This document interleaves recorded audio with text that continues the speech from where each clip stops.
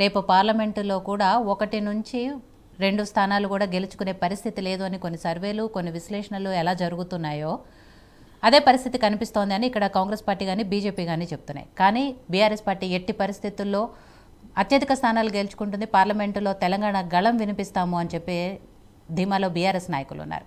So ప్రచారం కానీ అట్లే చేవళ్లకు సంబంధించే ఎన్నికల శంఖారావం పూరించే ప్రయత్నాలు జరుగుతున్నాయి కేసీఆర్ గారు, ఇవన్నీ కూడా. సో బీఆర్ఎస్ ఎలా ప్రిపేర్ అవుతోంది ఎక్కువ సీట్లు గెలుచుకోవడానికి అనేది? నమస్తే మేడం, ముందుగా అందరికి ఉగాది శుభాకాంక్షలు. థ్యాంక్ యూ అండి, మీకు కూడా. మీరు ఆహ్వానించినందుకు థ్యాంక్ యూ. ముందుగా ఈరోజు బీఆర్ఎస్ పార్టీ గురించి చాలా మంది చాలా రకాలుగా చెప్తున్నారు. కాకపోతే గత 10 సంవత్సరాల నుంచి తెలంగాణకు సంబంధించిన ప్రాజెక్ట్స్ కానీ, తెలంగాణకు సంబంధించిన డెవలప్మెంట్ కానీ, స్వాతంత్రం వచ్చిన తర్వాత తెలంగాణ ఉమ్మడి ఆంధ్రప్రదేశ్లో జరిగిన అభివృద్ధి ఈ 10 సంవత్సరాల్లో జరిగిందని అందరు చూస్తున్నారు. ఇప్పుడు కాంగ్రెస్ వచ్చి 4 నెలలు దాటింది, 4 మంత్స్ అయిపోయింది. 4 మంత్స్లో ఈరోజు విలేజెస్లో కానీ, అర్బన్ ఏరియాలో కానీ ఎంత స్తబ్దత ఉందో మీరు అందరూ చూస్తూనే ఉన్నారు. ఈరోజు ఇరిగేషన్ డిపార్ట్మెంట్ కానీ, అగ్రికల్చర్ కానీ, పెన్షన్ విషయంలో కానీ, ఎలక్ట్రిసిటీ విషయంలో కానీ అసలు ఆ అడ్మినిస్ట్రేషన్ కేసీఆర్ ఏ రేంజ్లో తీసుకెళ్లారో ఈ 4 మంత్స్లోనే మనకు ఆ డిఫరెన్స్ వచ్చేసింది. సో ఎట్టి పరిస్థితుల్లో మాకు గత 10 ఏళ్లలో బీజేపీ గవర్నమెంట్ సపోర్ట్ లేకున్నా సరే ఈరోజు స్టేట్లో మనం ఫైనాన్షియల్గా గ్రోత్ తెచ్చుకొని ఆ వచ్చిన గ్రోత్ తోటి ఇంత డెవలప్మెంట్ ఇన్ని రంగాలలో తీసుకొని వచ్చినాం.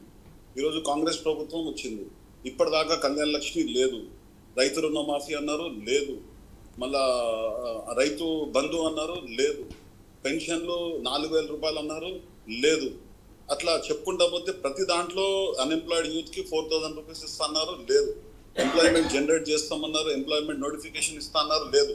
గత ప్రభుత్వం ఏదైతే ఎంప్లాయ్మెంట్ ఇచ్చిందో అది సాకుగా చూపించుకొని ఈరోజు మేము ఇచ్చినామని అంటున్నారు. కాకపోతే ప్రజలు గమనిస్తున్నారు ఎంత తప్పు చేసినాం అనేది వాళ్ళకి ఈరోజు అర్థమవుతుంది. కాబట్టి ఈరోజు కాంగ్రెస్లో కానీ బీజేపీలో కానీ క్యాండిడేట్లు లేక ఈరోజు బీఆర్ఎస్ క్యాండిడేట్లను తీసుకొని పోతున్నారు. వాళ్ళని మరి ఏ రకంగా ప్రలోభ పెడుతున్నారు అనేది వాళ్ళ పర్సనల్గా మాకు తెలుసు. ఎట్టి పరిస్థితుల్లో పోయిన వాళ్ళు కూడా వితిన్ 6 మంత్స్లో ఏదైతే కాంగ్రెస్ గవర్నమెంట్ ప్రామిస్ చేసింది అది డెలివరీ చేయలేక వాళ్ళందరూ మళ్ళీ రిటర్న్ వస్తారు. ఎందుకంటే డెలివరీ చేసే సత్తా కానీ మిగతా కానీ అది ఓన్లీ టీఆర్ఎస్ గవర్నమెంట్, కేసీఆర్ గారి గవర్నమెంట్, బీఆర్ఎస్ గవర్నమెంట్కే ఉంటుంది. ఎందుకంటే అంత అడ్మినిస్ట్రేషన్ అంతగానం వీళ్ళ దగ్గర లేదు అది.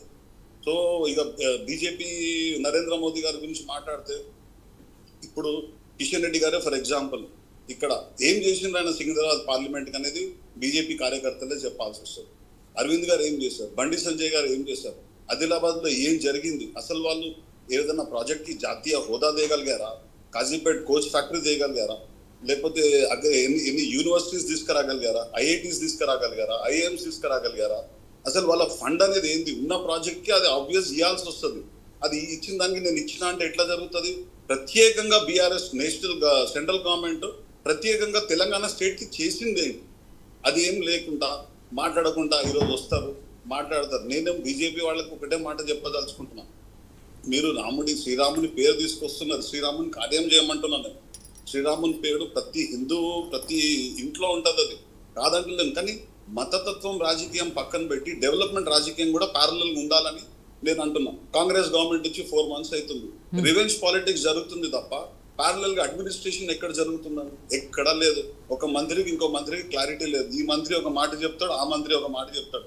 రాహుల్ గాంధీ చెప్పిన దానికి స్టేట్ గవర్నమెంట్ లో చేసిన దానికి ఏం సంబంధం అది? అసలు ఏమన్నా పోలిక ఉందా? ఏం పోలిక లేదు. ఇక్కడ రేవంత్ రెడ్డి గారు ఏమంటారు, మాకు గుజరాత్ మోడల్ కావాలి అని అంటారు. ఇక్కడున్న ఈ రోజు వచ్చిన కాంగ్రెస్ సంబంధించిన నాయక్ గారు ఏమంటారు, మాకు గుజరాత్ మోడల్ వద్దంటారు. రేవంత్ రెడ్డి మొత్తం డయాస్ మీద చెప్పిండ్రు మేము కూడా గుజరాత్ మోడల్ గా డెవలప్ అవుతామని చెప్పేసి. ఆయననే ఒప్పుకున్నాడు, కాంగ్రెస్ రాదు, రేపటి దినం మీరు పెద్దన్న లెక్క మాకు సపోర్ట్ చేయాలి, మేము చిన్నన్న లెక్క ఉంటామని చెప్పేసి అంటున్నారు. సో ఎట్టి పరిస్థితుల్లో తెలంగాణ ప్రజానికం గమనిస్తుంది, రాబోయేది తెలంగాణ వాదమే. తెలంగాణ వాదం గెలుస్తుంది, దీనికి క్యాండిడేట్లతో సంబంధం లేదు. ఎంతమందిని తీసుకోపోయినా మళ్ళీ గెలిచేది తెలంగాణ వాదమే. ఎందుకంటే రైతుల కోసం ఉండేది బీఆర్ఎస్ ప్రభుత్వం, స్టూడెంట్స్ కోసం ఉండేది బీఆర్ఎస్ ప్రభుత్వం, చేనేత రంగానికి ఉండేది బీఆర్ఎస్ ప్రభుత్వం, ఆడ పార్లమెంట్లో కొట్లాడేది కూడా బీఆర్ఎస్ఏ. సో ఎట్టి పరిస్థితుల్లో 100% మేము మంచి మెజారిటీ తోటి బయటకు వస్తాము. రాబోయే రోజుల్లో ఇంకో వారం 10 రోజులు ఉంటే మా గ్రాఫ్ మీరే చెప్తారు. Thank you.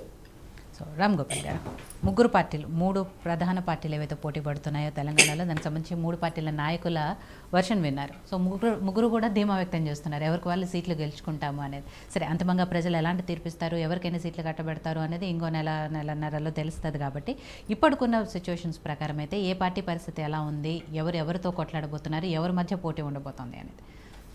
ముందుగా మీకు మిత్రులకు శ్రోతలందరికీ ఉగాది శుభాకాంక్షలు.